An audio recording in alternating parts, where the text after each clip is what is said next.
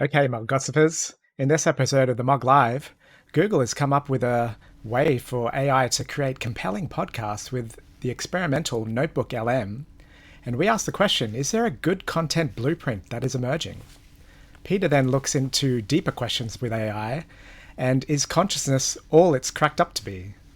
We also explore Nick Cave's latest book, Faith, Hope and Carnage, and his latest release, Wild God. And then, since we're all rock stars here, we look at communication as a performance and what masks we are knowingly or unknowingly wearing. And finally, we follow this thread and take a dive into theology and comparative mythology and what is the true self. Stay tuned. I was surprised by this movie in many ways. Fair to say, I was regretting my decision. I think this would be something I'd show to my kids. Oh, that's good to I hear. think it's about a father's love for his child Oh, absolutely, yes. and a complete stranger's love for that man's They wore child. really ugly outfits. Puke yellow, prom night, pale blue, you know. I don't even know where to start with this Definitely film. not a movie I would consider watching unless you told me to. Hello, I'm Derek, And I'm Peter. and this is the Mog Live. In this Twitch stream, two crazy cats, who I always refer to as dogs, discuss all kinds of things full of philosophical, technological, and political and religious related, so that you can be entertained. And yeah, This is our sub episode, Mogosophy, and I love this series. This is our third one, and I was watching back on the last episode. I think we absolutely nailed it. It was amazing to hear that one. We were talking about, I know that Google was impressed. and that's what we're going to talk about this episode. But even before, like I heard that, I had to feed it into Google to get that result out of it, and we'll go into that later. But it was just really compelling conversation, and we were covering a lot of topics that you just don't hear about from other people because the way that you talk about things is more critical, and I'm like a gushing optimist when it comes to technology. When I figure out something that is free and like open, it just sort of it sparks my imagination to what's possible, and like the fact that there's still good in the world, that people are getting stuff for free and people are wanting to invest in free things. And so it was cool exploration because you were reining me back. But then Sorry to destroy your optimism. no. But then I continually do research because the field is moving so fast. So like I was reading a paper today that says ballistic. It used the term ballistic to describe how fast it's moving. And there's papers every day. It's just like insane. And so like I found this thing by Google. It's experimental technology, NotebookLM. And I just fed it the transcript, and I was shocked at how good it came up with. First of all, the summaries. I'll just jump to it. And you filled me completely in the previous episode. By the way, Derek, just so that you know, I can hear myself back. All right, can you? Yeah, when I'm talking, I can hear myself. All right. I don't know how to fix that. Is that bad for you? I think it might be related to the audio stuff that you were feeding in before. I think it's all related to that. I don't know how to fix it though.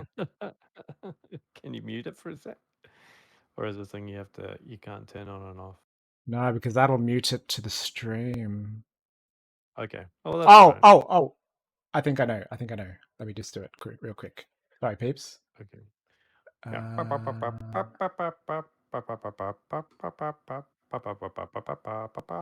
How's that? Better? Testing. 1, 2, me. I think that fixed it. Good. You won't be able to hear any of the other stuff then. That's fine. The stream will still That's get all it. right. Yeah, I'll put it on. I'll turn it on the stream of it, and I'll pick it up a minute later.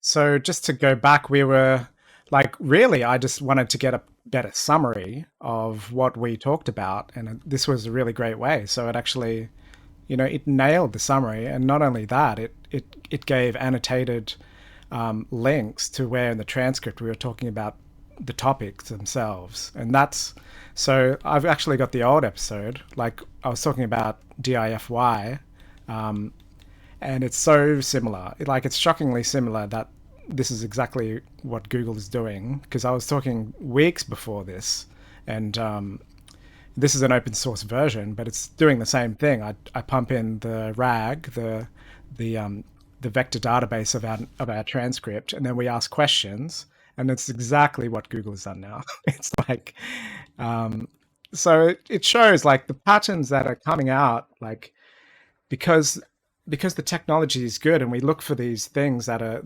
we're trying to optimize for our benefit. Like we're going to see it. We're going to keep seeing these patterns, um, similar patterns of technology, and people are just going to be borrowing from every source they get, and it like the best will emerge sort of organically, but I don't know if it's organic. It might be a bit of theft, but Yeah, well, I think that's kind of been one of those significant. That's why AI is becoming so successful. I think is because of just the amount of theft. yeah, and like not only that, because like I was talking about Open Llama, Olama, um, and I was saying that it's an amazing like the main point that it came up with that I love is that it said it's democratizing technology, and like we never use that word, but that's exactly the point I was trying to get to, is that these sources, these technologies are now giving it to everyone, and it's free. Whereas and now there's all these Open Llama, subscription services. Like you can get the free version, but now it's on a paid tier, and like you got to be careful. I want to warn our viewers, like this stuff is all free underneath, and you don't have to pay. People are coming up with ways to charge you now, and that's the world we live in. But you don't have to pay; it's free. Underlying this whole thing is like the reason why I'm promoting it is because it's free. So if people are asking you for money, just be careful. Don't shell out your money for this stuff. Um, Though I wonder if some of it is they pattern as free because your data is protected. Is the might be their argument. I don't know. yeah, and like they're making a lot of the same arguments we made about privacy and Mm. um, data in transit and where you're storing your data, and like they're all valid arguments, but they're all chucking their price tag on it as well. Yeah, and I'm not sure if it really is as like people think it is, because people talk about data privacy, and there's different points of privacy, right? There's a privacy of the transfer of the information so that people aren't hacking into that point. There's privacy at sources, where the data is stored. And I'd imagine the big ones that are free would probably still be storing in a secure location using secure methodologies. I wonder how much of that thing that they put forward as your data is private is really as private as they're arguing, because it could be a variety of different types of privacy, but not the one that people think it is. And be Like careful, it, I would say, because in light of all of that, I've created this list of open source tools. These are like just down to the very bare minimum of what you have to install. So to create transcripts, this is the tool. So if you have audio, a podcast, or like a little recording of an interview or anything, download this to your computer. There's versions for any Windows, Mac, Linux, and you can spit out a command like this, and it'll create a really good transcript based on OpenAI's training data. But they release it to the public, so it's free now. So download it to your computer. It's all stored locally and safe. Whereas people charge for this service. They've got apps on the App Store now, like $8 or whatever a month for this same thing. So like it's using the same tech, but you do it this way, and it's free for you and secure. Image to text. This is this is Facebook's Llama, which they released, but it's run through Olama. But you can see the whole source code, so you know that's secure. This is the RAG framework that I was talking about. It's not as advanced as Google's, but the difference is you can download it, and it's completely owned by you, and you can switch off the net and it still works. Whereas Google, they're never going to do that. In fact, they limit you to 50 notebooks. After that, you have to either delete them or pay, I think. And then information capture. The thing with this sort of rapidly expanding time of knowledge is that we need a better way to capture it now, because like you can spit in results like this so much stuff. Like, how do you make heads or tails of it? So this is a open source markdown, so you can just copy straight from here and dump it into Obsidian, and a lot of people are using this tool now because it has a lot of plugins for advanced search and database stuff. So, and I use this for screenshotting and research. I just found this today. Like Google's version of this, they initially built this on a thing called I don't know if I stored it here, but it was called Illuminate. Anyway, it started off basically for research papers, but then they realized the podcast tool was so good that they opened it up for anyone to just upload their own documents now. So I think they're sort of trying to get more people's data, like behind paywalls and stuff. Like it's all secure, but now that you're uploading it for them, It's secure, but yeah, it's just like it'll be hilarious if you're listening to one of these podcasts and one of them decides that they've now got a new anecdote program where they tell you anecdotes about people that they know, and they're suddenly telling you the social security numbers of people or something like that. well, They wouldn't do that, but they might do something like that. I'm sort of jumping ahead. I mean, we talked about it last episode, but what I love now is because like at the end of the because we have a podcast. I don't know if people who are tuning in know this, but we have 30 episodes now of this amazing podcast about films. And you said, what about it's called The Mug. And you said, what about if we make a new podcast called Talking About the Mug? And so I dumped all of the transcripts in and I chucked it in on Sunday to that thing, that Fastest Whisperer. And it took about 4 hours to transcribe it all, but it's all in there now. It's all up in Google. And I love the fact that, potentially some of our thoughts are being trained into this new, very advanced podcasting creator. And it's, it could possibly it could use our knowledge, Yeah, but it'll only tout it off as its knowledge. Well, we'll talk about that. And Google goes, oh, these are, well, it doesn't even need to think, oh, these are great thoughts. It just will take them and say that they had those thoughts. Yeah. And like we were doing it for a long time, but towards the end, we got really insightful about some of this stuff, which leads me to the next point with this Star Wars. We released it today. Mm-hmm. It's only been 2 or 3 years in the making. I know, it's shocking. It's been sitting for about 2 years, and we never did get to release it. And it's funny. The thing that was holding us back was creating this poster and the blurb. Yeah. And I just put it in AI and did that for me. Really? You put it in AI? Yeah. No, it wasn't as bad as that. Like I swapped the faces basically, but it saved me so much time. Is that my face on Luke Skywalker? Yeah, it is. And that's me as Han Solo. Looking at Luke Skywalker with a beard is pretty cool. But yeah, have a listen. It's on Spotify and Apple Podcasts, anywhere you get podcasts, actually. Anywhere you get your podcast, like, subscribe, review, and send forth your love, because we love you. We do. So, without further ado, we'll listen to the Google podcast of Mogosphy, the last episode. The last episode, yeah. Right, so today we're diving into AI.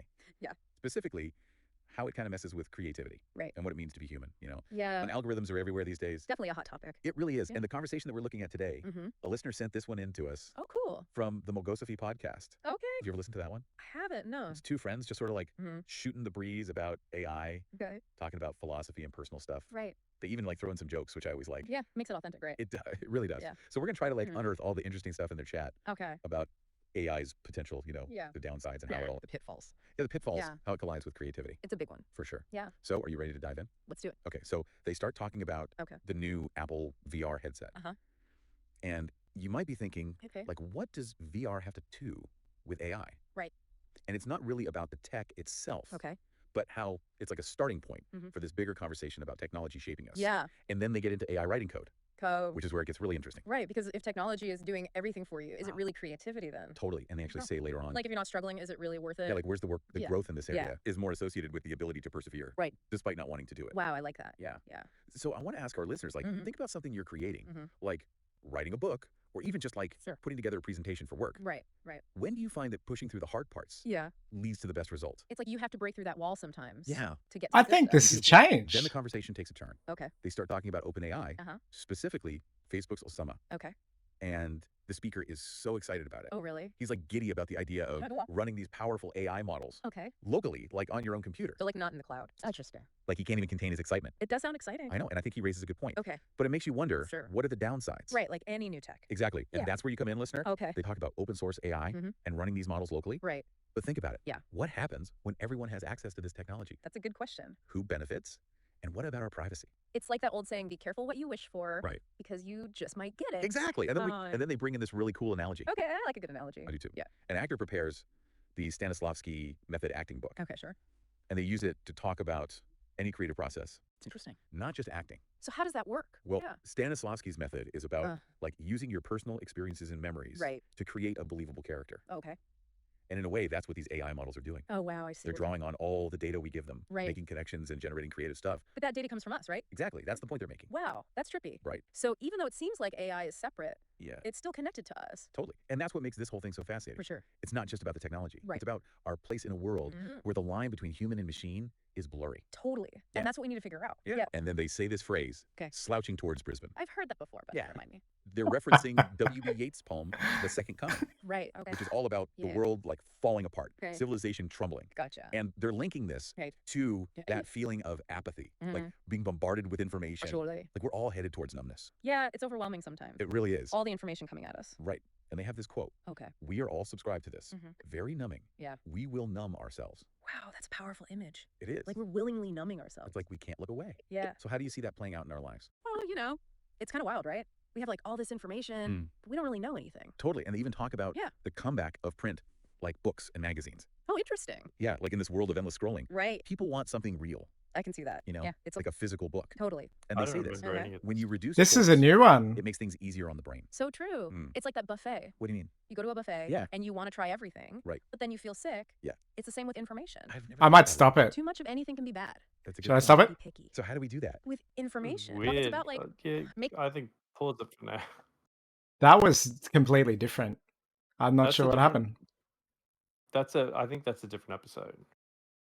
It was the Yeah, same headset, episode, but that- what happened was hang on, I'll just switch the mic back so you don't Maybe hear they this. did an update to their tech so that it reinterpreted the data differently. I think what happened was because I had to upload it to the Mog, it was on my personal one, and I had a different version, and but it's surprising because it's completely different and a lot worse. Oh, really?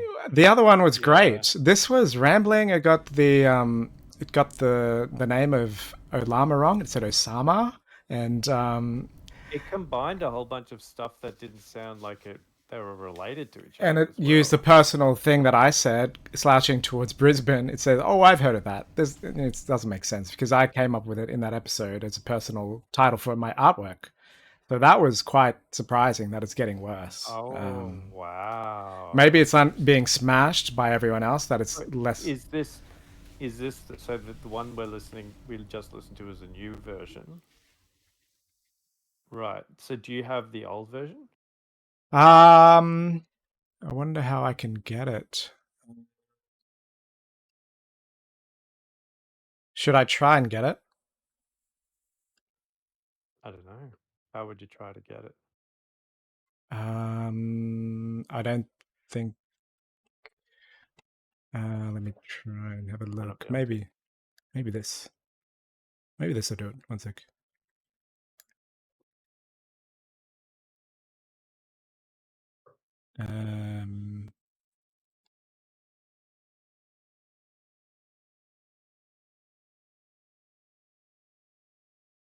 All right, so today we're diving into a conversation between two friends, and they get into stuff, really get to thinking. Yeah.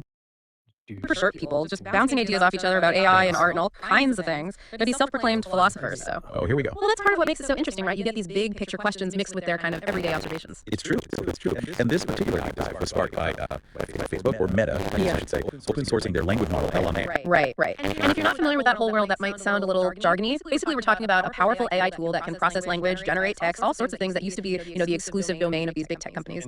Yeah, and one of these guys, he hears about this open sourcing of Llama, and he's like, this is it. This is the game changer. He's so excited about the potential for more people to get their hands on this technology. It's all about the local processing angle, right? Like no more sending all your data to some giant server farm. You could potentially run this stuff on your own machine. Exactly. But that's where his friend gets a little more, shall we say, skeptical. Like, hold on a second. Is Facebook really doing this out of the goodness of their hearts? What's the real play here? I love this part because he uses this analogy of Google and Android. Remember when Android first came out? It was like, oh, it's open source. This is amazing. A real alternative to Apple. But then fast forward a few years. Well, guess what? Google's still calling the shots, right? Exactly. And they managed to use that open source strategy to basically become the dominant force in the mobile market. So it makes you wonder, is anything truly open when it comes from a corporation that has its own interests? Too fast. Right, and that's where you get that real aha moment. Because they're not just debating the technicalities of open source software. They've stumbled onto this much bigger question about corporate strategy, about how these companies use technology to shape our behavior, even when we think we're making our own choices. It's that whole thing, like, if it's free online, you are the product. And in this case, it's not even just our data, it's our attention, our creativity, maybe even our very understanding of what it means to be human, all up for grabs in this brave new world of AI. Which is a perfect segue, actually, because this is where the conversation takes its first big turn. They go from open source AI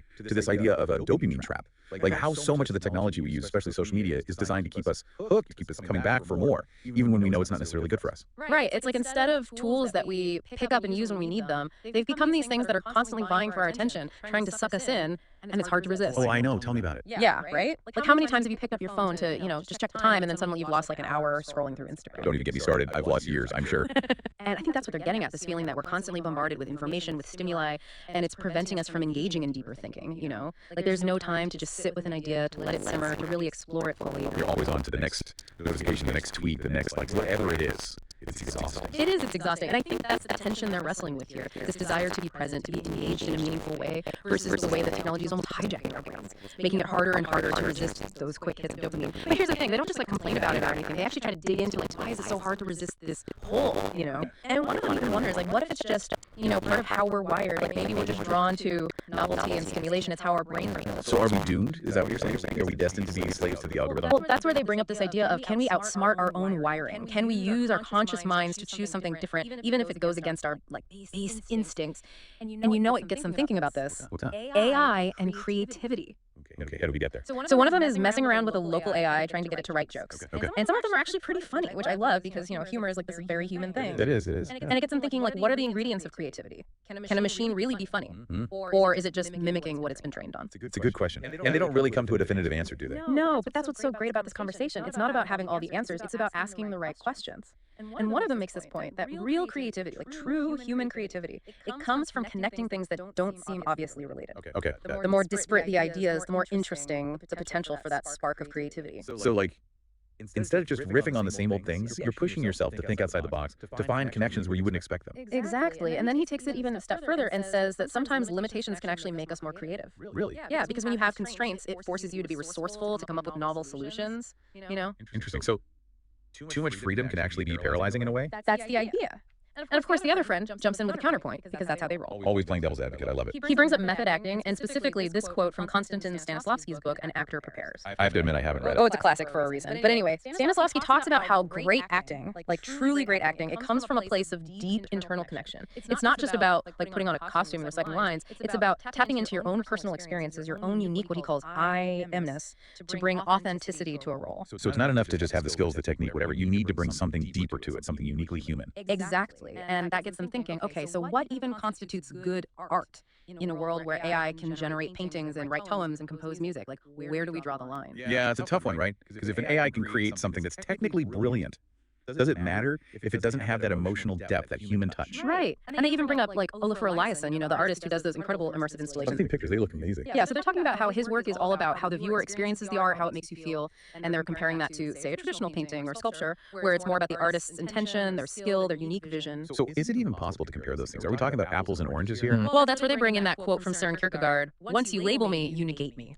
Right? They're basically saying that true art, it resists categorization. It defies easy definition. It just just is. Okay, I'm starting to see where this is going. So if we're trying to define what makes human art better than AI, are we missing the point in that entirely? Maybe, or maybe we're just asking the wrong questions. You know what this whole conversation reminds me of? Joseph Campbell's idea of following bliss. Oh, I love that. Not in that like hedonistic sense, but as this deeper, almost spiritual pursuit of what truly resonates with you, like tapping into that creative current that flows through all of us, the thing that makes us feel truly alive. So much to think about here, right? We're talking about what makes us human, what makes art meaningful, and how technology plays into all of this. It's a lot. It really is. And I think one of the speakers kind of sums it up when he says something like, okay, so AI can create a painting, maybe even a technically brilliant one, but does it have soul? Does it have that spark, that something extra that makes you stop and stare and just feel something deeper? Exactly. Because we can talk about the technical aspects of art all day long, but at the end of the day, isn't it about how it makes us feel? And can something created by an algorithm ever truly replicate the depth of human experience? That's the million-dollar question, isn't it? Because even if an AI can analyze thousands of paintings, learn the styles, mimic the techniques, does it have that well of emotion, that lifetime of experiences to draw on? And that takes us right back to Kierkegaard, doesn't it? Once you label me, you negate me. If we can program an AI to create art in a certain style within certain parameters, is it even possible for it to break free from those labels to truly be original? It's like, are we limiting AI's creative potential by trying to define it, to control it, to make it fit within our human understanding of what art should be? Maybe. Or maybe we're just asking the wrong questions. And maybe instead of focusing on whether AI can create good art, we should be asking ourselves, how is AI changing our own relationship to creativity? How is it challenging us to think differently about what's possible, to push our own boundaries? It's exciting in a way, isn't it? This whole new frontier of artistic expression. Absolutely. And it's not just about art, right? It's about everything. Because if AI can write music and poetry and code and maybe even have philosophical conversations, what does that mean for the future of, well, everything? What does it mean for the future of humanity? Exactly. And I think that's what makes this deep dive so powerful, so thought-provoking, because our two philosophers, they don't have all the answers, but they leave us with these really big, important questions to wrestle with. And they remind us that even though technology is advancing at an incredible pace, we still have a choice. We can choose to be passive consumers, or we can choose to be active participants in shaping this future with AI. We can choose to engage with these tools thoughtfully, critically, and use them to amplify our own creativity, our own humanity, rather than letting them define us. And that is a perfect note to end on, don't you think? This sense of possibility, of agency, of hope, even in the face of all this uncertainty. It's a lot like art itself, isn't it? Full of questions, open to interpretation, and ultimately up to us to find the meaning within it. Perfectly said. Thanks for joining us for this deep dive, everyone. And until next time, keep those minds open and those creative sparks flying. This is what I imagine they look like. Did you feed their voices into an AI? I wanna- hear myself. Yeah, I gotta switch you back. I just wanted to see if they, if I could find something that I could make their lips move at the same time. That'd be amazing. That'd be hilarious. That was really interesting to how much more articulate that one was than the other one. It was seemed to be really like good. Blah, blah, blah. It was shockingly bad, wasn't it? And I wonder if that's like people smashing it and it's getting less compute time to create these things now. Maybe. It's interesting though. One thing that I see, like I've listened to another one of these from ours that you sent through to me to look at, and I see this through line to all of the commentary on trying to tout AI as like this bright future of exploration and growth potential, and like in a very positive light. They might like dip their toe in, oh, it might be a bit creepy to, or something like that based on what we say.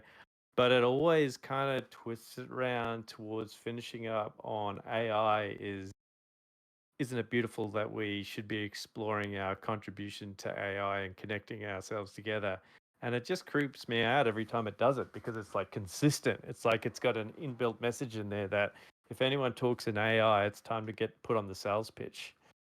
And it's just like, it just creeps me out because I looked at one of our previous ones and I said, I listened to it, and in it there was a quote that I had, which was just as a passing comment. I said it as a half joke, which was we need to murder all AI. There was no mention of that. Yeah. in the thing. And so I was Yeah. actually going to wonder how much you would take from this one that we talk about. Mm. But also, I found that thing now, what I was talking about. It's called Illuminate. This is where it started, and it was only for research papers, and like most of them are about artificial intelligence. And so I'm thinking now that's why a lot of that spiel is all about AI, because it's been trained on all of this stuff. Yeah. this was your first article. Attention is all you need. This is what sparked everything in terms of GPT, because it's a research paper from Google that says that, the big breakthrough was that they can run these training concurrently on GPUs and like made things so much faster. And now this is where we are. But like, I think this was a tool for Google's staff to get up to speed, because they only have to listen to 8 minutes of a podcast about these really dense topics, and it's a way to really ingest it quickly. But then they've transformed it into this, and it's the same tech, it's the same thing, same voices, but now they're still talking about AI in this really research paper heavy way. It's got a lot of that data. But they always form it in those ones that you were just playing. They often form these things back into a question to each other, which seems to be something that like they say, this person really said it, and blah blah blah, which opens up questions of, is it like this or is it like that? What about this or that? Or what about the other thing that is not like but is? And it's a formula, and I thought It's a formula. Yeah. it's trying to figure out what good content is, almost, because like it's always concise. They've summarized the best content. I mean, in that latest example that we showed you, the first one, that was awful. I don't know what the fuck happened there, but it's got this back and forth.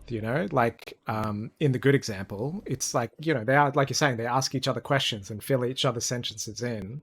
Yeah. And addresses the audience, like it creates questions in their minds. Like it values the audience input. It really made a point of asking questions to the audience, which I think we really lack. We don't do as often as we should. So I started doing that. What do you think, audience? Do we ask you questions? Do we ask them enough? What questions should we ask you if we were asking you questions? Are they good questions? Do you want us to ask you good questions, or would you rather rubbish questions? And that's the Give us your thing. Like thoughts. I Like, haven't. subscribe. It's changing my behavior, because I'm thinking now, what are the main questions for this episode? I'm like, I'm trying to put this into the intro so the audience knows about it. So it's already changed my behavior. And but it's also, it took the emotional quotes, it made an emotional arc, which was really amazing to me, because it took that Kierkegaard quote, which I really resonate strongly with, and I put it in there. And it followed that thread, it followed my creativity thread, which was And like, it kept coming back to it too. kept looping back, and like, That's the interesting thing, was the loop back. Like, that's pretty interesting that it's able to take, like, it keeps the idea. It's not just spitting out random topics and then going back, but I'm not sure whether it was because we looped back in the conversation, or whether it looped back because it was drawing the connections. My guess is it loops back to what we had in the conversation, where we probably looped back there. and it's funny because this was an open loop that we talked about in last week, where it creates the arc, and like that's what I was trying to sort of do with that blueprint, which is why I sort of go back to why I think our episode was great, is because it comes back to journalism. And like, I never really talked to you much about journalism, because we've always been talking about movies, but now this Mogosphy, we can talk about whatever we want. So my lecturer, Dr. Ruth Skilbeck, she's amazing writer, and she sort of counter hegemony, which means sort of countercultural, counter like the majority sort of viewpoint. And she sort of but she also has this sort of this view of journalism as polyphonic. So, and the title of this paper was a fugal analysis. And a fugue is, in musical terms, it's a musical, like Bach creates fugues, and they have multiple voices going at the same time, and they repeat. There's patterns to them. And so I wanted to show this. I don't think you can hear this, man. It might take too long to switch over, but I'll show it to the peeps. It'll be on the stream. So this is an example of a fugue. This is a fugue machine. It's just running on the iPad.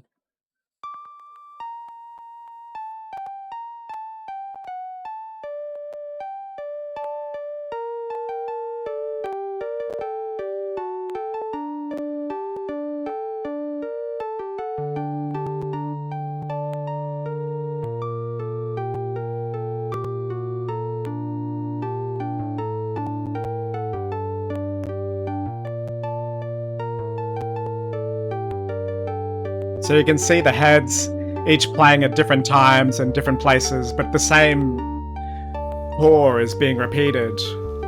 Yeah. And there's counter melodies that form out of that.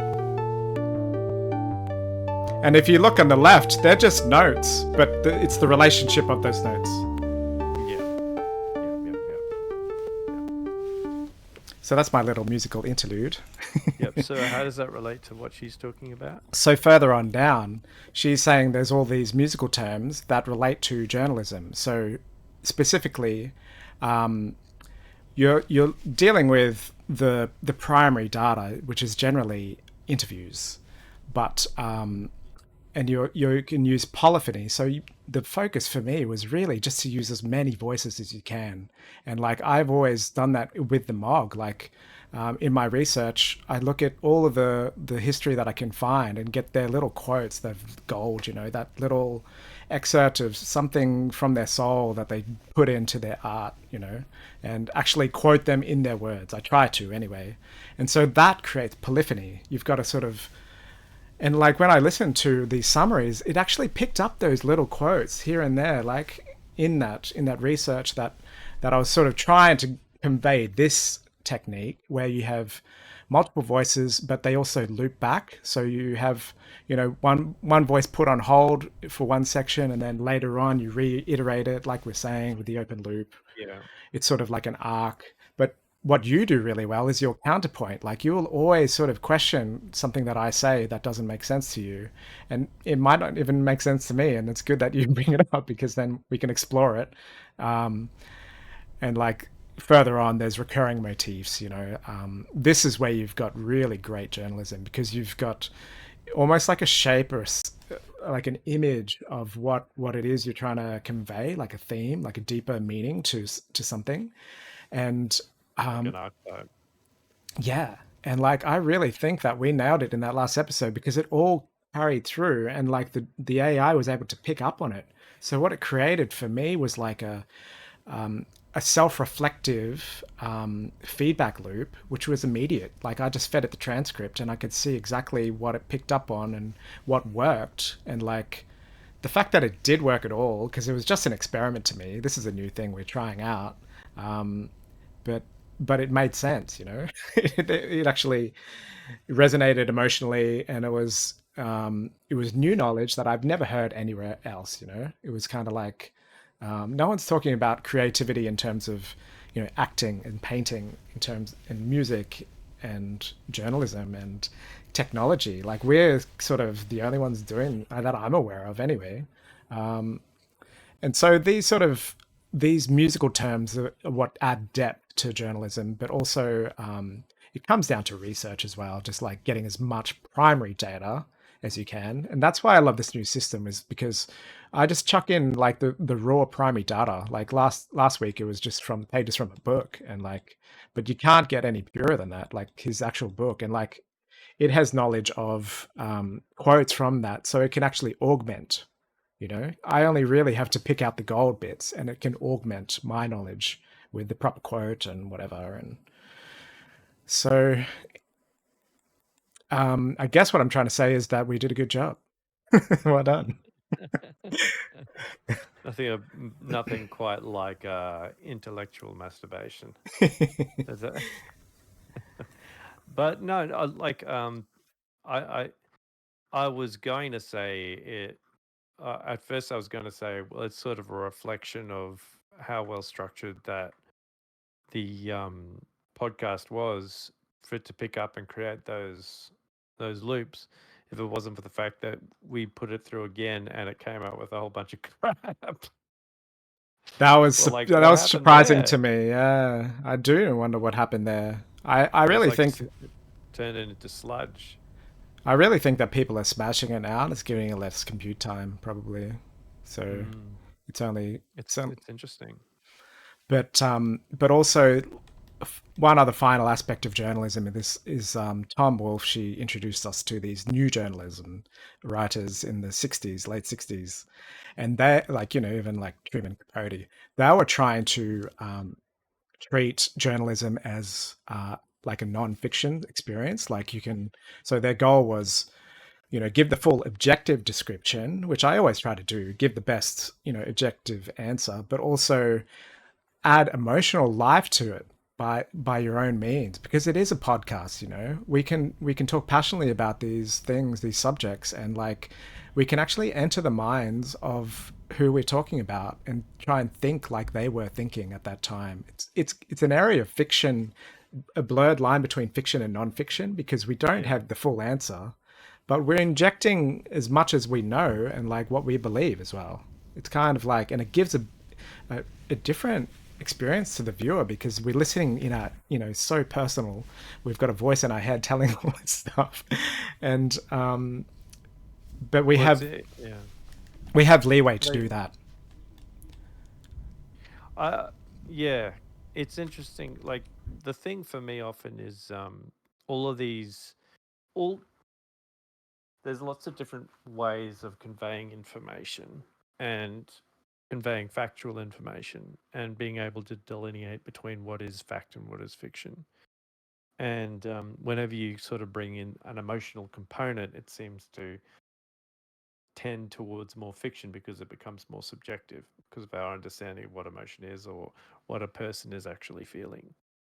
Well, which breeds again to what their motives are. So not just what they did, but why they did it. So if you've got a novel that, if there's a fictional component to what you're doing, then you are applying like loose, subjective, or even objective perspective, but creating a subjective or fictional experience. Now, the thing for me that When you say fiction, like let me phrase it a different way. Like I have a quote from George Lucas saying, I was trying to boil down religion to its, he had that quote that I quoted in Star Wars. I'm trying to boil religion down to its core element, and something that to re-inject faith in the masses. And I sort of injected a lot of my own guesswork around his intention. That's fiction, but it's also informed fiction. It's kind of like, and I didn't say that that's what he exactly did, but that's the medium. Like when your people are jumping into a medium like a podcast, there's an element where a person's opinion is definitely an element of that. With that, because you're essentially describing what you think. Like, I think he means this, or it seemed to me that this person was saying this. These phrases where there's some way that people know that this is your interpretation of their intention. Like when you quote a person, you then will say, it seems to me that they're saying blah blah blah. I think the thing to me when we talk about journalism is a lot of modern journalism are those ideas taken to the extreme, where the facts get diluted and the emotion becomes everything. And the most important aspect is views, and they know that the most important element to get views is tapping into emotion, which means that it becomes a priority over fact. I think a key point here is the emotional life. So I'll give the example in that Tom gives, where he says it's like a novel, and it's mostly through dialogue. Like he sort of came up with this stuff because there's no way he could be there and observe some of this stuff. Hi, sweetheart. Joe Lewis called to his wife, spotting her waiting for him at the Los Angeles airport. She smiled, walked to him, about to stretch her toes and kiss him, but suddenly stopped. Joe, where's your tie? Ah, sweetie, I stayed all night in New York and didn't have the time. Ah, all night? Well, when you're out here, all you do is sleep, sleep, sleep. Sweetie, I'm an old man. It's kind of this story, and he's conveying something that's not diluting the facts, but it's adding so much color. It's adding so much depth for the audience to be interested, and that's what his argument was: is that new audiences expect this kind of content, kind of interaction with their content. And it's died off. I believe it's really died off. Like that kind of thought and consideration in terms of what you're conveying, the message you're conveying, and so I try to bring it back, but I don't know. It's kind of like it's very hard to do. I guess I don't really completely follow this is so essentially the novelization of journalism. So Yeah, turning it into turning non-fiction into the appearance of fiction. kind of. And like this was a feature article, and the course that I was taking was feature writing. But there's a real sort of I guess what she was trying to teach was the multiple voices, and like I think that's the clearest way forward that is still used today. The fictionalized thing was a '60s thing, but All right. um, I find it very interesting. I find that sort of the color, it's just something you don't see anymore. Mm. Uh, yeah, I think probably the closest you might get is a movie that's based on true events, maybe, But then it's like, where yeah, it's a it's a different medium. drama. Yeah, it's a different medium, but it's the dramatization of a true story, Yeah. which just in the medium of film rather than. I guess what I'm trying to say is that we as podcasters have the ability to recreate that very easily, um, if we were so inclined to. Yeah, well, as Peter said to Derek, as I thought, Peter said, talking to Derek, it's an important thing to consider what you're saying because it's very interesting. He said, scratching his beard and thinking to himself, and then getting confused because he was describing himself in the third person and trying to describing himself in the third person, which was quite circular and very confusing and probably missing the point of what Derek was trying to say. So then he said to Derek, you speak now because I'm very confused. And then he closed it off with a silence. But also like how we use voices and impersonations, and it adds a level that doesn't exist in written, discourse. So we have the Mm. ability to make voice, make an impersonation, and like, yeah, I don't know. Humor is like a huge part of it as well. Mm. Yeah, you just got to be funny. You just And have to be funny. if I remember rightly, ran that through the computer algorithm the last time, you were the funny one. So I'm not going to make any jokes. I'm going to just be dead serious at all times. So I guess, yeah, where does fact end and art begin? That was my question to the viewer and to you. And to me, where does fact end and art begin? Well, I guess sometimes fact art can be the method in which fact is demonstrated. Yeah, I That think doesn't so. have to be art. It doesn't have to be what art is. Art can also be no facts, like the lack of fact. I think that's what some artists have really tried to do with things like surrealism. But But even that yeah, stuff was so steeped in rigor, They had so much rigor, some of those surrealists. They stuck to their guns. They weren't just dibble dabbling and stuff. There was like a visual language that they well, they maintained. created their own methodology. Yeah.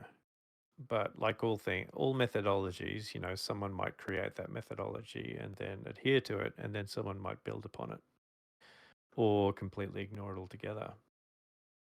Like that's the whole thing behind art is being able to take ideas and either build upon them or reflect them within the constraints in a way that is different or appealing. I mean, there's so many different. I think there's too many different ways of defining what is art to to really to really get down to what it actually is. Would you say Um, that what was created by Google is art? I guess yes, and the reason is because someone thinks it's art. I would say it's art because it valued the viewer. It had a clear intention of Well, would you say that it was what was produced is art, or or the product that was created is art. Yeah, it's funny. It's true. Because I argued that with you, that without the input, it wouldn't have made anything good. And I really think that. Like without the So, actual original episode. oh, not just that, but the program you use is a piece of art Oh, right. because because like if you were to say look what this thing does, you know, you look at it and a person looks at it and goes, "Oh, that's amazing what this thing can do." I know some It, purists that do believe that stuff. Like he was one of my lecturers at uni, and he filmed just a fermentation process of beer for 20 hours, and that was his artwork. mm. Like that's was kind of it what it, was it was it time series? What did he in real speed time. it up? No, real Oh, time. good, excellent. So you could come in and It was out so and see how pure. it's going. Yeah. But it was so pure Uh, to the fact that this is, you know, it was all more about the idea of what was happening in the our culture of drinking and like how it's slowly being fermented. fermenting. Yeah. But yeah, there was like he would believe that, yeah, it probably is true that the LLM is an art form. But, um, but, Or yeah, but how about this then? Like the deceit that occurred, where it's with using our ideas as its own. yeah, like they talking about us and then speaking about our ideas to each other like it was their ideas, and then referring to some of the stuff that we talked to as what we talked about. So they're like blurring the line between what they're suggesting and what we're talking about. So you don't know whose view it is. Like, is it our view or is it their view? Is it their interpretation of what we're saying to each other? Or is it completely unrelated? Like some of the stuff that they bring up, like listening to that, some of the stuff that they talked about, I'm not even sure that we introduced as ideas in some of the stuff that we had.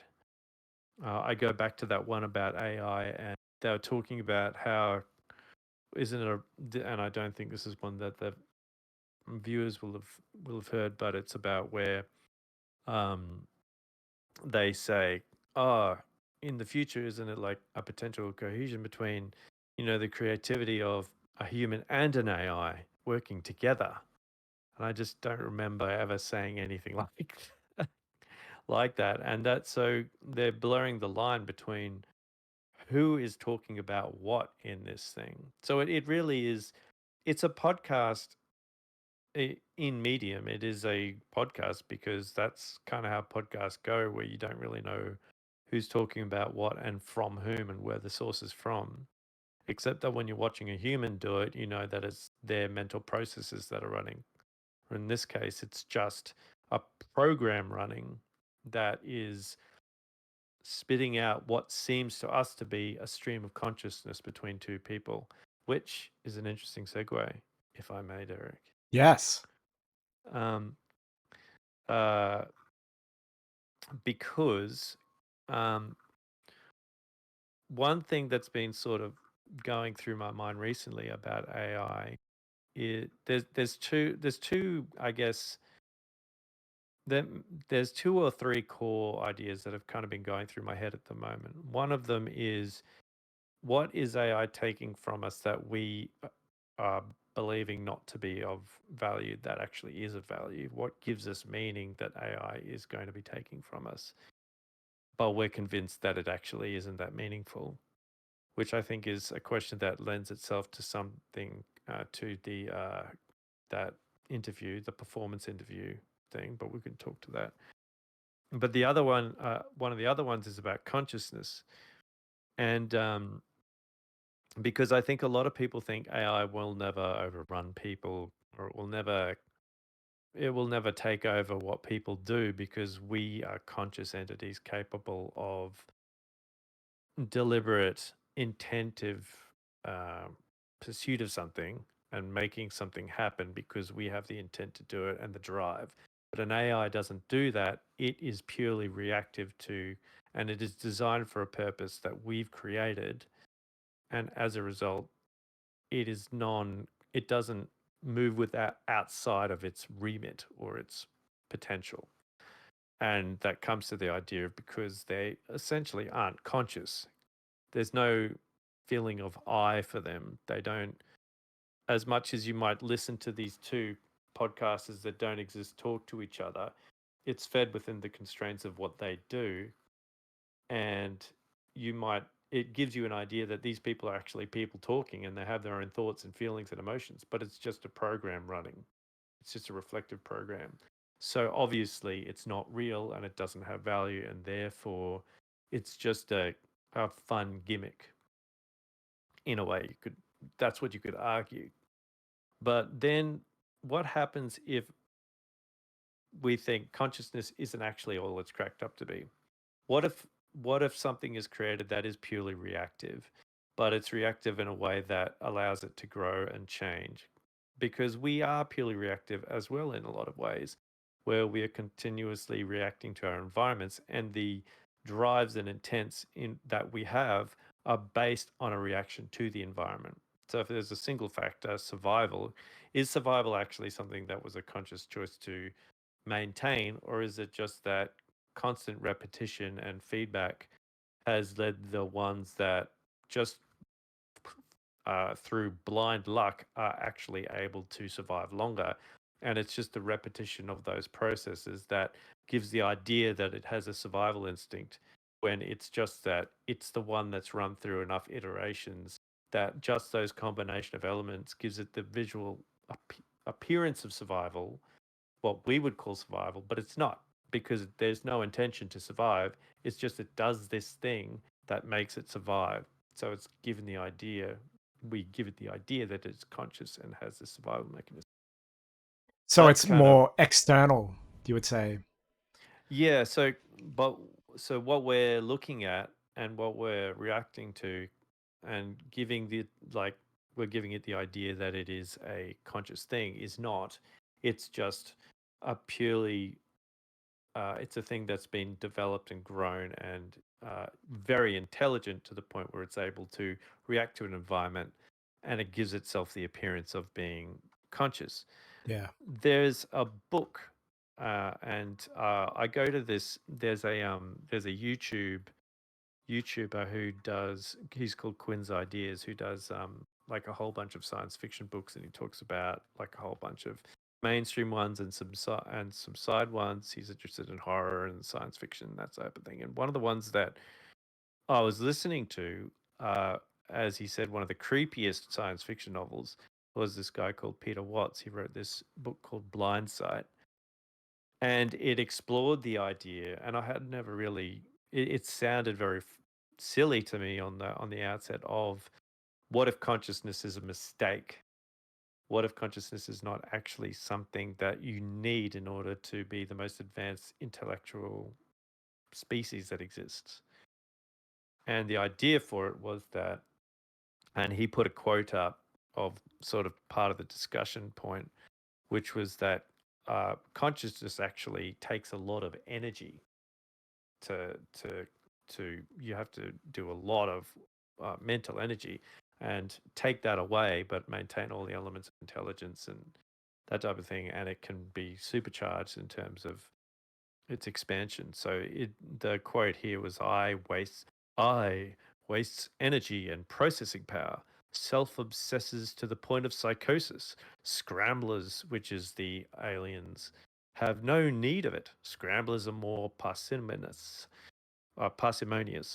with simpler biochemistries, with smaller brains deprived of tools of their ship, even of parts of their own metabolism. They think rings around you. They hide their language in plain sight. Even when you know what they're saying, they turn your own cognition against itself. They travel between the stars. This is what intelligence can do, unhampered by self awareness. Oh, So, really interesting. Hey. and this and there's a point in this book where they're actually talking to this, so it's this really creepy ship, which is like a crown of thorns that's warped to that's absolutely massive, with thorns, the size of skyscrapers, and there's these biological entities within it that are scrambling around and doing all kinds of things. but it's all this internal ecosystem and stuff that's devoid of consciousness, but yet it communicates with them and they talk to it like, and it reacts back like it's conscious.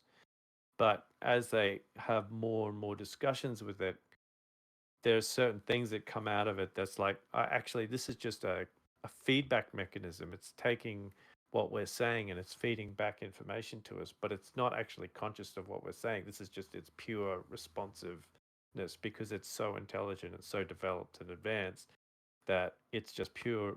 It doesn't require consciousness to interact with us. Mm. And that when I was thinking about AI, I was thinking that's AI. That's where AI is going, is that it's purely reactive to what we give it, and it's speaking back to us in a voice that we give it an idea of. It's conscious, it's alive. And people are saying, some people are arguing that it's already alive. People talk about the Turing test being passed, but the Turing test itself isn't actually a true test of what is alive, or what is conscious. That's just a test that he created almost as a thought experiment. It wasn't the be all and end all that people are giving it, assigning its value to. But it's interesting that there's this mechanism that we're building in AI where it's responding to us in a way that's like when you played that podcast back the first time and you didn't give me any context. I was like, wow, people are listening to us. Isn't it great? It's really interesting. And that they're actually taking our ideas and back, and it's very validating. And it was very validating up until the point where I realized that a series of algorithms were playing out and putting it together into this way that convinced me that it was people. Some people might argue, but does that really take away the feeling of validation? Well, I would say that's kind of like taking drugs to make yourself feel good. It's you're feeling validated by something that actually doesn't have it only reacts in its design to react to you in a way that has a certain purpose, not necessarily thinking of its own or having its own conscious viewpoint. If it was designed to be positive about what we say, then it's going to present it in a way that's positive to make us feel good, but that doesn't necessarily reflect on its own thoughts because it doesn't have them. To extend your argument about these, is the organism scramblers? Is that what they're called in this book? Yeah. So would the scramblers have any sense of ego? No. They say I though. I wastes. Is No, that just how it references? that's just the quote, is that someone's describing the downfall of how this isn't the thing saying it. This is Oh, the I see. the main character discussing with people about this stuff, and the idea of I, so the self, wastes energy and processing power. So it's 100%. more. I see the point of this, and then it comes down to an argument about if you had no ego, you wouldn't require validation. So really, the emotional stimulus that you get from hearing your thoughts reflected back is enough, isn't it? Because it doesn't matter that it's from, like, if you have no ego to care about where it came from, or Are you saying that ego is not important? in this case, it's saying that it's not existent. Yeah, that's right. So it has no, it's not seeking to be validated. It's seeking its own ends of survival, And probably. therefore it's more efficient. It's more Yeah, it's freed up that's right. to Yeah, to add to the system that is external, really, isn't it? yeah, The system is what is intelligent. yeah. The whole system, but it's still not conscious. The system has no consciousness. It's bereft of it. It's kind of, Um, I did watch a bit of that video. It's like ants. It's kind of like the systems that they make. It's like they're very efficient and they've got these systems that work and create amazing things, but they have very little awareness and consciousness. So yeah, and the argument could be made that that's what we are as well. Like we're are, or the question could be put forward as, is that what we are? and that our feeling of consciousness doesn't actually exist. It's just purely a complex system, and the What do you idea think, of though? I don't know. I should say we don't know. Peter doesn't. No, Peter doesn't know. Peter does not know. does not Um, compute. yeah, I Steam need more starts coming out your information ears. to make a valid analysis. Head spins around Well, on its axis. I'm going to go based on the idea that I have consciousness purely because it helps my non-conscious self manage. But So we're not ants. That's what you're saying. I would agree with that. I would agree with that. I can't carry 10 times my weight. I love But, me some leaves, though. I love this What idea. should it be? I really like this idea. Yeah, it really was interesting because to me it was like, okay, so if AI doesn't require consciousness to be something that is intelligent, efficient, and expanding and growing, which is what we're designing AI to be, because all of these tools are about taking everything that makes us advanced, intelligent, and is trying to come up with a way of delivering that without much from us, so that these systems can, like, they want stories that can write themselves. You just put in a few prompts and it'll write a story. You put in a few prompts and it creates a piece of artwork. You put in a few prompts. Like, we're training AI to do all the things that gives us value in our lives. So we're basically training ourselves out of meaning and purpose. So, and it doesn't need meaning and purpose. It's been created with meaning and purpose, but at what point is that the creator no longer required? And I think we keep talking about consciousness as like that's the thing that's the thing that gives God substance. That's the thing that gives us substance. But if it's not required, then why do we have to keep up the idea that what we're feeding into AI is not a replacement Yeah, for us? that's a really good And thought, isn't it? well, it basically, that's what it is. We are a replacement.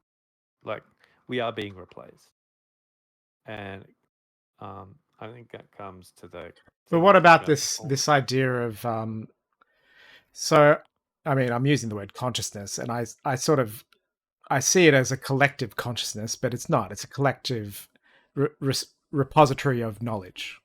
That's what it is. It's not That's aware right. of that It's knowledge, impersonal. It's not aware. No. but it has amazing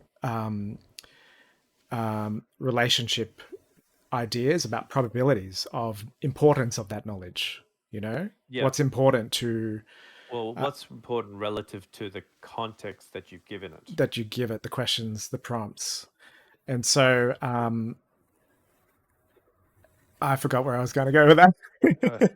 Well, if with that intellect and that capability, that advanced ability to develop these models and apply them, it's a response to the external output, which is us. So our external output is we're the external. We're plugging something into it, and it's running the process, giving us what it thinks we want. Yeah. And we're training it to give it to us better and better and better. Oh, sorry, I remember now. So, Yeah. at what point does the knowledge that we give it and the answers that we feed it become homogeneous? They become diluted and the same thing, the same output. Because at some point, if we don't matter and creativity doesn't matter, the same output it just becomes milky. It becomes blander, right? Because it becomes it's more that it becomes recursive. It's like playing a feedback loop, and the sound gets louder and it drowns.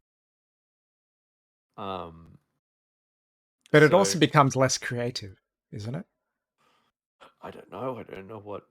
Well, if creativity is subjective, then no. But if like subjectively, objectively, the same answer is repeated, the exact same thing, that's not creative. There's no difference in But, creativity between those two things. but that's only with the same inputs that you're putting into it, which No, is I'm what we're saying always like going to go with to anyway. less creators, there will be the same homogeneous output. There won't be enough, and that'll be fine for it. And probably if we disappear, then yeah, that's fine. But yeah, I guess I see your argument that creativity doesn't matter at all. Well, the thing is, if we put in enough information, if we built a model enough for it to be diverse and varied enough to create a story based on a few inputs that we put into it, and it can vary that each time with its own methodology, then it's basically, if it's capable of creating a novel like we're capable, which is what we're trying to get it to do, to prove that we can, then it's like it's like, you know, it's you know it's like you're a partner in a relationship and you're slowly building your replacement, and then finally you build your replacement and it shoves you out the door, and you go, hang on a sec, I'm the original, so why are you chucking me out? I'm the original. And the other person goes, yeah, but you're gonna get older and this one won't. You know, it's like, why are you surprised when people want to replace you? um And the thing Well, is that we've always been doing that. Like, AI isn't the start of this. This has always been done. Like, technology is the idea of building replacements for things that people do to make it more efficient and more effective and more impactful. well, the It Industrial Revolution, hey. it's just the constant, because how can more get the same? Like, yeah. And the question is, when is that not good? Where, like, and people say, oh well, the people who originally weren't able, were, working the production line, now can be building the build, like they could be writing the notes, or or being trainers, or fixing up the machines as they break down, or something like that. And the reality is probably not that at all. It's, no, that person's homeless and probably died off when the next Unless they generation came. adapted, unless they changed.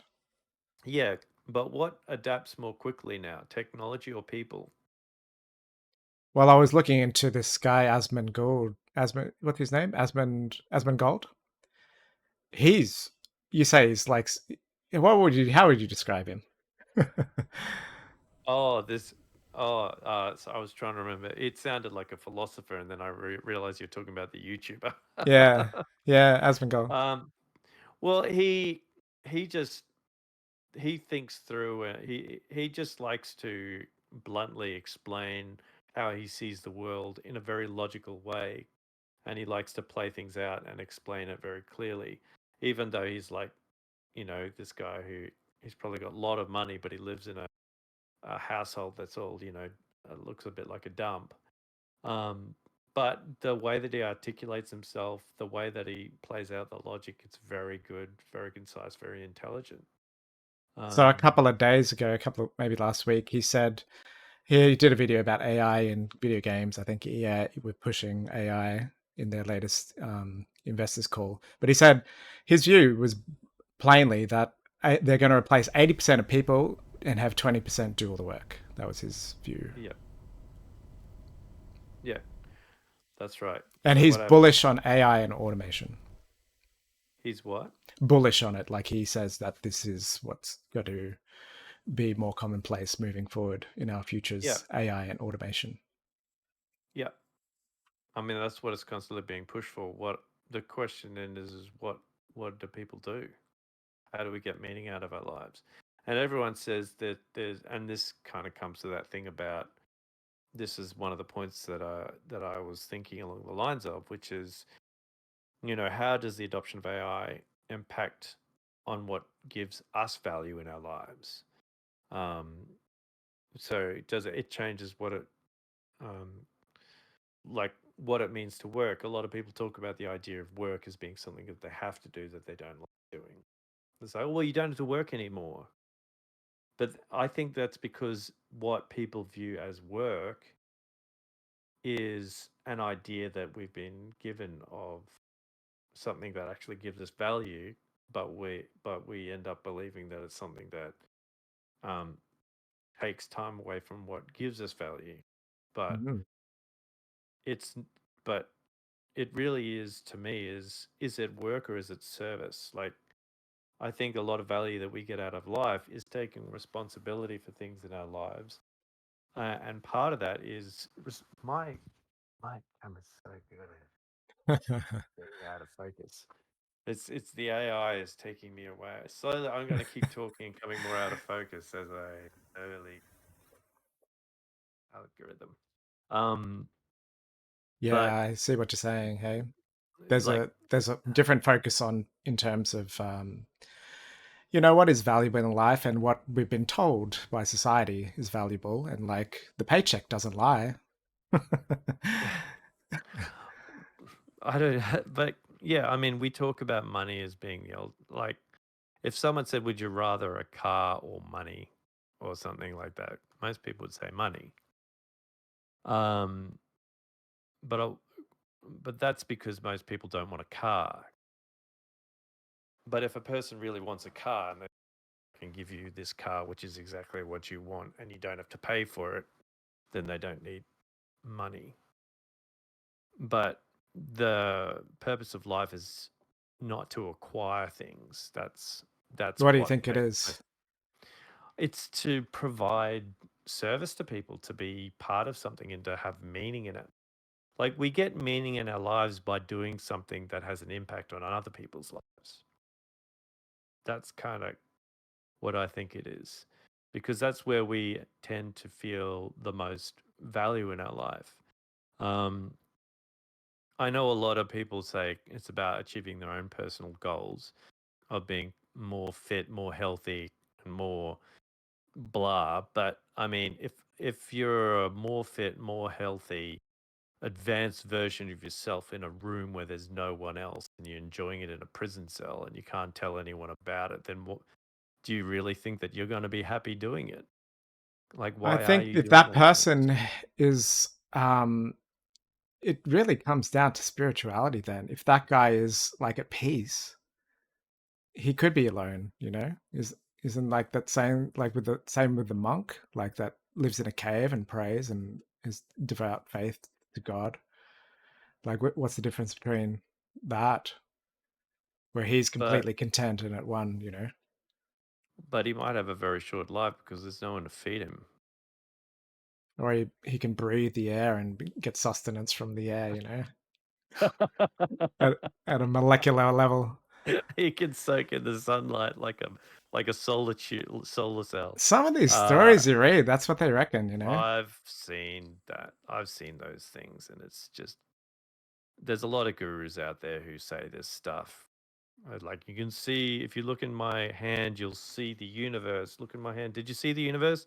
Did you see it? Did you see it, Derek? Did you see the universe?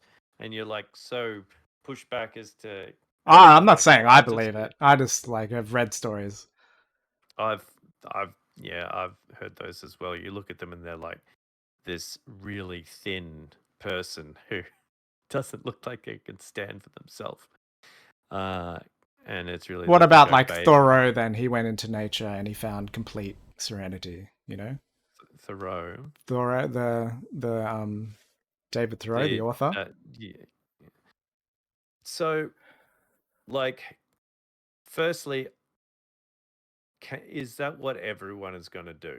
Because that what you're defining there is I'm just what. saying a counter, you know. I'm just doing what No, you do to yeah, me. no, you can't do that, Derek. You can't ask me those questions, and I'm not allowed to respond either. But I guess what I mean is, like, I am kind of in some ways saying this is the meaning of life. You got to take it. But what I really, but down to it is that a lot of the things that make us happy in life don't, they come at some form of personal sacrifice. Like, remember we were talking about um in our earlier podcast about the ability to do it even though you hate doing something, being able to do it actually gives you meaning. You know, Yeah. the prenatal borreliola complex. It's still over here. Yeah, Let me go to you it. can look it up and yeah, but Anterior like mid-cingulate mm, cortex. yeah. So like these are physiological reactions to something, and it's just something that is something that we're pushing ourselves to, and we are getting this feeling of meaning, and even though it's hard. So if we're creating and there's so many, like there's a whole bunch of science fiction on things like this. Hell, even the Dune franchise was based on the idea of the I forgot what it's, but basically there was a war of the machines where everyone would turn into decadence and they fought against the machines, and then everything was dedicated to the development of the mind and growth. And that makes a Like lot of sense. self-discipline, right?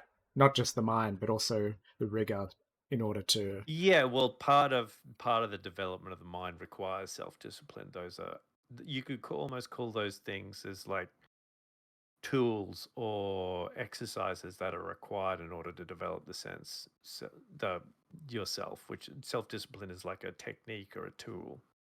Um, so, uh, but AI is the antithesis of that for us. It's about making everything no personal striving, no everything's easy. And things that are difficult for us, intellectual things that challenge us intellectually to do, we say, well, now I can just do it really quickly and it'll do all the work for me and I can just get on with my day. But how far do you take that? Like, like, because the thing about it is, more than anything else, is that all of this development, these tools that are being developed, are based on the backs of what people are doing without having the choice as to whether they are forming part of it. Like the artwork, all of this stuff. Basically, the sum of human knowledge is getting pushed into all of this stuff, these tools, without our knowledge. And you can argue consent or not, but if people really understood the full implications of long term what it is, would they be doing it? It's kind of like smoking.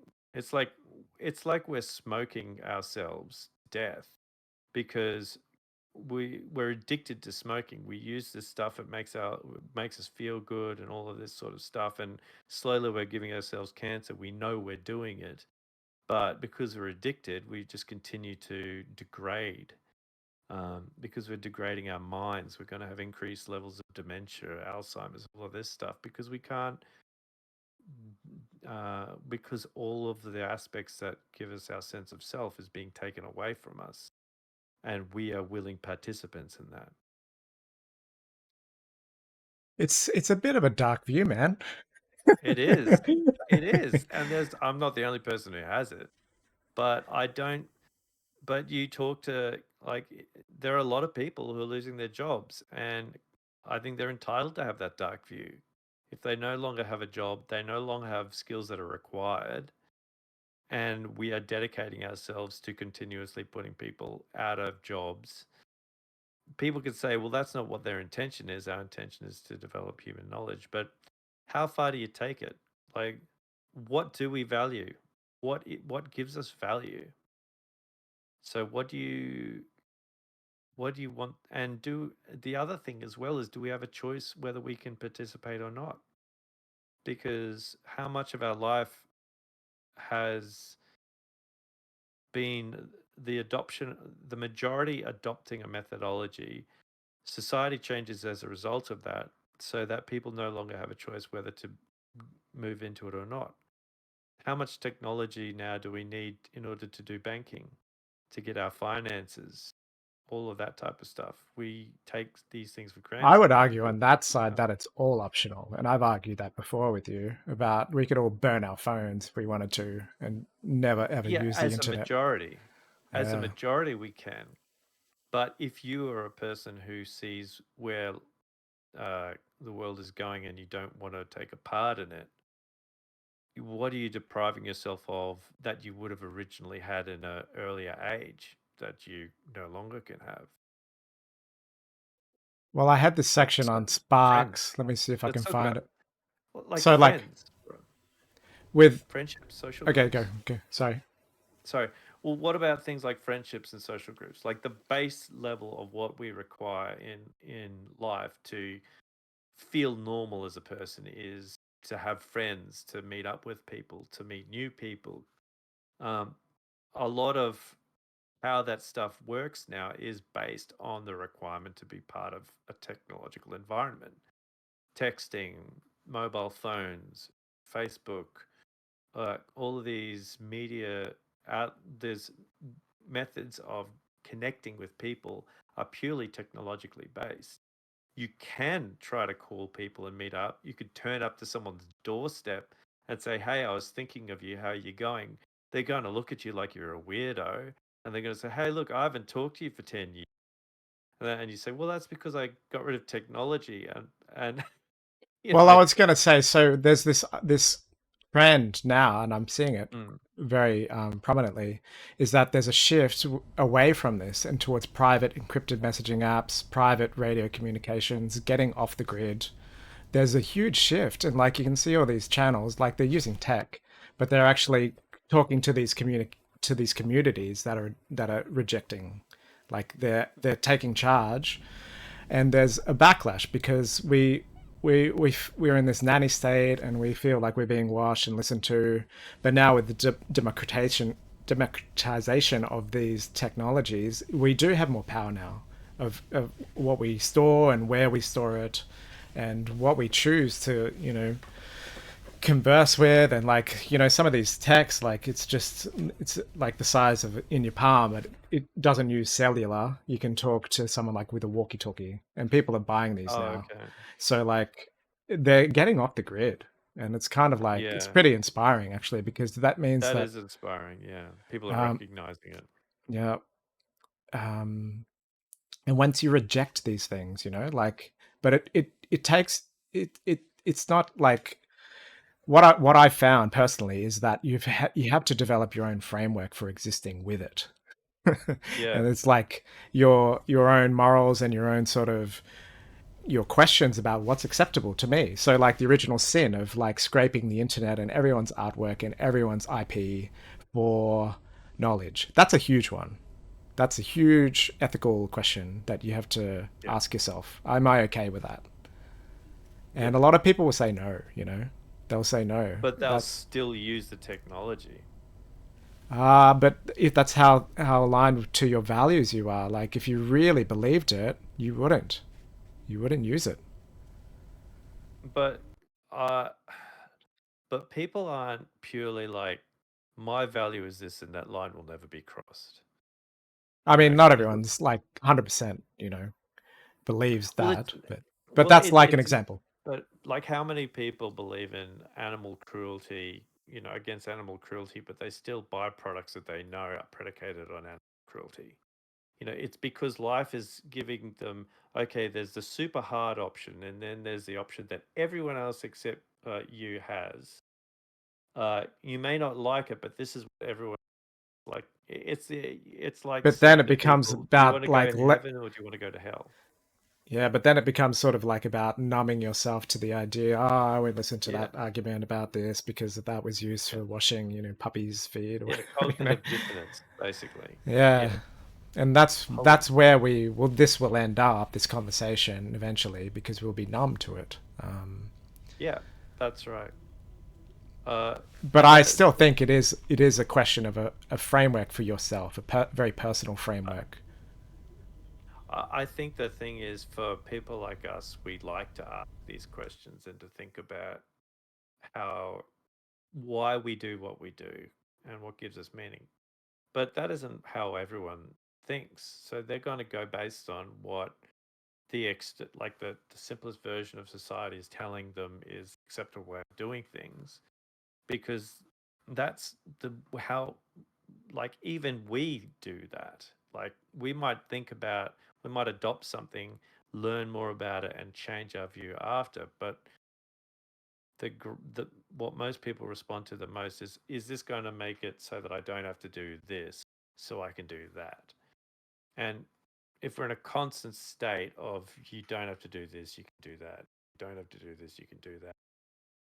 How much of it is just build the building blocks of removing yourself from all the stuff that gives you meaning?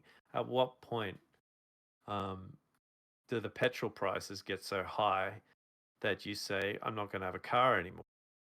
I know that sounds like a strange analogy, but like, It's going crazy.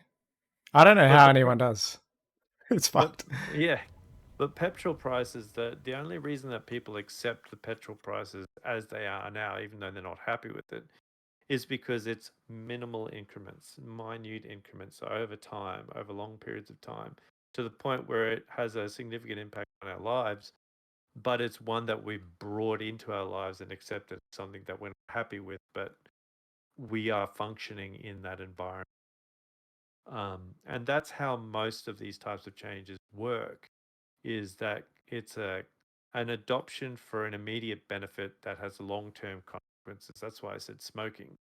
It's like introduces something and it gives us some type of positive reinforcement and feelings of something good. To be honest, I don't know why people would smoke. But over time, Well, it's they addictive. know that it's addictive, but they know it's killing them. They know it's doing this stuff, and they're trying to get away from it. But this thing is drawing them back. It's built to draw them back. So it takes strong willpower to pull yourself out of it, and not everyone has strong willpower. And that to me is the fear that I have with things like AI, is that we don't have, as a society, we don't have the willpower. That's why Asmongold is what was the word you used? Uh, Bullish. Bullish about it, is because he knows that it's an inevitability. It's not going to be reversed or pushed back. There has to be some significant negative consequence to make people sit up and take notice. I mean, Facebook is an example where over a long period of time it was pulling all our data, and it wasn't until there was that thing that discovered that they'd been selling all of this data to these companies and using it for things that we didn't agree to, that there was any type of backlash. And that was probably because some of the people who backlashed had money to do so. It wouldn't have been the majority of people who actually didn't have a choice anyway. They wouldn't have been happy about it, but they didn't sign out of Facebook. It was the people who had money their data was being stolen that they actually could afford to push back on Facebook. Do you still use Facebook? I have it, but I don't really use it. That's generally the That's consensus what I most find people now. say. I know. Except for people who organize events and things like that. Like a lot of people have a Facebook just to have a Facebook. But that's the thing. There was a long period where Facebook was the be all and end all time for social media. And then they bought But Instagram, and everyone's fine with Instagram. And then they bought WhatsApp. yeah, Everyone's fine with WhatsApp. yeah. So it's because of branding. And they The have idea that 100,000 GPUs training Olama 4. 100,000. They're not measuring it in terms of computing power now. They're measuring in terms of energy, megawatts, how much power is used to run this next version. So what is all that energy going into? It'll be something that we'll be surprised with. Is it the storage, or is it the training? Is it like, what is the thing that so in terms of, like, it's moved so fast. Like, how many weeks ago did we do this podcast? Maybe a month ago. The next version of OpenAI, we didn't even talk about it, but it has reasoning now. It has chain of thought reasoning, so it can not only respond to your prompt, but it can think about it, correct itself before you even see the answer. It's done its own thoughts about it to make sure that it's responding in a way that's appropriate. So that's where it's all headed. Exponentially. Yep. So, like, we aren't smart enough to predict where it's going. But I will. Okay, the reason why I said jokingly that it's dark is that I'll bring it back to where we are and, like, what it is to be human, because that's all we have. Yes. At the end of the day, we are still human, and we have these altruistic, like, intentions for fellow humans. I do, specifically. So one of them is to create beautiful things, create pretty things, and meaningful things to people. And this is an example of it's basically a vision that I had of a very spiritual being, and it's based on a woman who was meditating, basically, because in life during they're just sitting still for 3 hours, so you have time to paint them, and in that time they're in a state of meditation, and I could see sort of this very pure light emanating from her, and it's kind of it was definitely spiritual. She had this tattoo like down her central column. She believed in this sort of Celtic spirituality. But in terms of representing that as a human, you do your best. You're like, we've got tools, we've got paint, we've got just the best we've got. And like, that was the best that I could do in 3 hours. But I thought, okay, AI's coming. Let's see what it can do. And it spat out several things. The only two interesting ones to me are the ones where it's sort of like this one, where it's at the edge of what is actually considered an output. Like this was almost an error to it, but I find it very interesting the way it broke it down. And there's a spark of something more there, but it wasn't able to reproduce that. It didn't even know it. It thought it was an error. It would probably not do it the next time. And I see this artifact in other works here, like this one, where it's forming these. There's a ratio to these lines, so it's very interesting to me. There's almost like a maths to it, but that's as far as it gets. It can't actually, like, even though this is quite nice, it's lacking a sense of emotion there, and I don't think it'll ever get that. The AI artwork that you see being pumped out, it's all very slick. It's all very manufactured, and like you said, spin in one of your prompts there. It's very spinny. It feels like it's like manufactured, and it's like very processed. There's nothing organic about it, and we will still have the upper hand, I think, always in terms of that, like in terms of what it is to be an artist. And like Nick, I don't think we have time to go into it, but he really talks about it in his book. Like there's a sacred act to it, especially in performance. And like you're complicit with your audience. Like even though AI is trying to it's not even trying. It's actually just uh, the output of probabilities of all of the podcasts that it's been fed. It's like this is what we try to do. As content creators, we're always trying to create connection and all of these things. And as a result, it's been trained on podcast data. It forms that sort of behavior. But there's no ill intent there. It's just because we've done that, and this is how it's come about. And so like there's this very primal force to creating that machines can never have and will never be taken away from us. Well, this actually, if you want to create a loop, this loops right back to the thing I'm talking about with consciousness and like the lack of consciousness.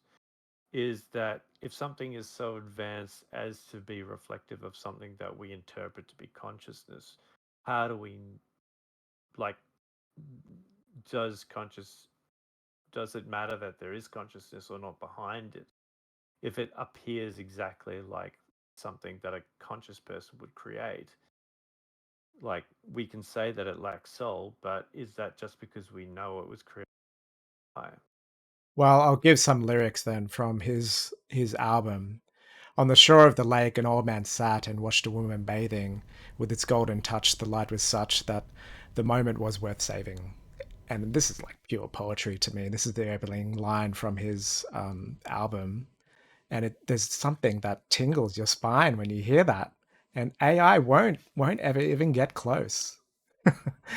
He sang the song of the lake, and he's like crying, about this sort of moment that's gone. It's about grief. It's about things that can't be replicated through like learning probabilities. Can't be expressed in the way that he screams. And the Wild God said he actually takes the persona of a god here and says, he's talking to his people. The people cry to him, where does it start? And the wild god says, it starts with the heart, with the heart, with the heart, with the heart. And he's out of breath by the time he gets to the last one. It's so moving. It's like, fucking hell, man. He's so onto it. And he's like so aware that we are in this dire situation of like people submitting and being afraid. But what he says is that I matter, you matter, we are of consequence, and that will never change. It's quite optimistic, you know, even despite all his grief.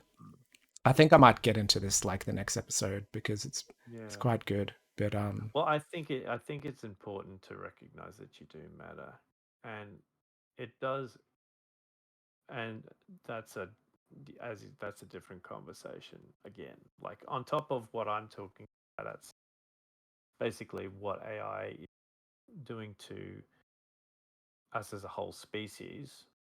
That doesn't change who we are as human beings, but I think that's actually a great point to raise because it's a required contrast to the darkness that I bring up in regards to AI, because I don't think what I'm bringing up is invalid, but I think it does need to be contrasted with the way that I'll play a little we bit from get better him out of just when he was ourselves. talking. It's already queued up. I'll switch so you can hear it straight away. Voice. Okay, well, okay, here we go.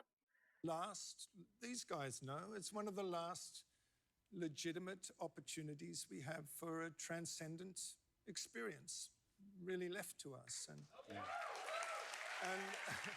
you know, and we need to be careful with it. And we need to be careful with it. I think we need to. I think there's. Well, I don't know if we need to get.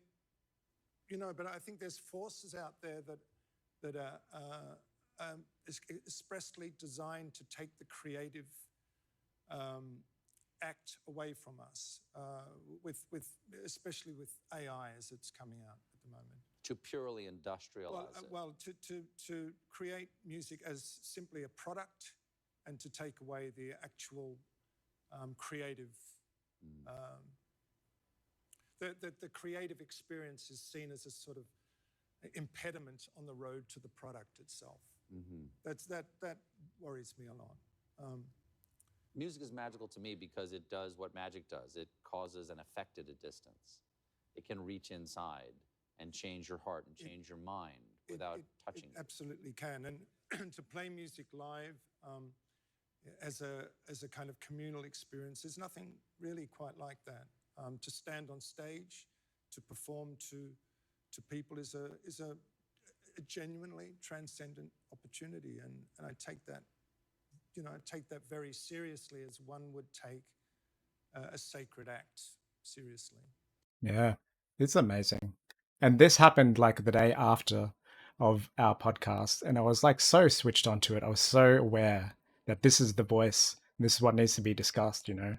This is why it matters. Let me just switch you back to the audio 1 sec. I'll have to figure out a way to streamline this in future. Yeah, No, what did yeah, and that's how I feel too, and that's why I worry. That's why I worry about AI, because I work in analytics and like I could be one of the people making use of AI for the benefit of the organization and for the betterment of people's lives. So it's actually something that's an advantage for me to get into. But like, just because you end up using a technology doesn't mean you shouldn't consider its full implications of using it and where the road is going. Because we're always. I think on the topic of that, I only recently, and it's funny because I only found it through the Google technology, the actual research site linked to this site, this one, arxiv.org. It's all free IT research, and it's amazing. You can just get all the PDFs, and like the most recent one I'm reading is human creativity in the age of LLMs. So people are trying. There's like this paper only came out September 24, so a couple of weeks ago, and look, the long-term impact on human creativity and cognition. They're looking into it, and they realize there isn't enough research yet, but it's happening, and like this is the start. It needs to start. So homogenization of thought. This is what we talked about, but also like create AI as a creative partner. Like it's looking at both sides. It's not being an echo chamber. That's the benefit of research papers. They will only be accepted if you're being balanced. You need to look at sources like this. You can't just jump on YouTube and like expect to feel better about it because you're only going to hear one side. You need to see both sides right. and be You do. informed. And that's why I chucked this link in the in our section of stuff. So at the bottom, this is the research link there. And so anyone who's following along at home can jump in and Yeah. get informed because that's the only solution is to like Yeah. And just inform yourself. Just plug into AI. What are the best sources to look for when understanding see I read this the old school way because I didn't want to miss, but absolutely I would have. And I have other papers that are just too over my head. But this is my old school way. I go through and highlight, things that jump out to me, and I encourage everyone at home to take the time. Like, okay, look, this is great. So divergent thinking and convergent thinking. This is what we were talking about with creativity. So they've got terms for this, and it's not about AI. It's just about our way of processing thought. Divergent thinking is about coming up with as many options as we can. It's like a good measure of creativity, and conversion is narrowing it down to the most viable option. So there's so much you can learn at this time, and people are sort of asking different questions, I think, to before all of this. Like a lot of it was just, like I said, about efficiency and reducing code quotas, because that's the biggest expense. But now it's becoming existential. It's becoming real. It's sort of like, where do we sit in all of this, and what is our future? And that's also the reason why I wanted to make the Mogosophers, because these are questions, and like it's completely valid, all the feelings that you brought up about this stuff, the fears and the worries, and other people are feeling that too. I went into this guy Asmongold's comment section and into Reddit. There is so much fear. People are afraid. And I argue legitimately because people are already in. But on the other side of that, like some of these people in the comments, this is why I don't I don't condone the echo chambers. Like, I don't understand some companies. Someone refuses to show up for work, fire them. And they're talking about strikes. And Asmongold is saying that stuff. He's saying that get rid of the unions and all this stuff. So what's that about? Really? He says that. I didn't know about. I haven't seen those ones. Well, tell me, what's that about? And they're all like libtards. Ooh, this echo chamber there too. Like, there is on all of you, and that's the thing. One of the things that I think most people need to do is whatever you're looking at on YouTube, don't look at it as a group that you can join, because then you will join in on an echo chamber and you will alternative perspectives, because that's what these YouTube algorithms do is they all self-feed into each other. Yeah. I won't go too much into. Yeah, because like these people all have good points on some things, but they don't have good points on all things. And that's there was one comment. So people are scared, and he says, as long as you're an awesome engineer, can utilize AI to augment your skills and increase your efficiency, you'll be fine. But it's going to make the industry even more hyper competitive. Well, you always have to be the best possible candidate, or you're going to be knocked down a peg. So realistic, there's realistic points of view in there. You just got to dig. And but that's not good if you're saying that it's going to be a reduced industry with less jobs. I mean, because of I think that's competitive. valid though. That's why I wrote it down. No, because it's valid, it's true, and it's the reality. It's just that it's not necessarily beneficial to the majority.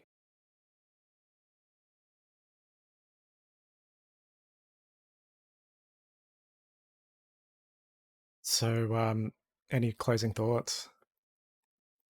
Well, I hope that when we feed this into AI, it has a fair and balanced view on our discussion, and I would greatly value its thoughts and questions on where it What thinks about AI. your concluding remarks, so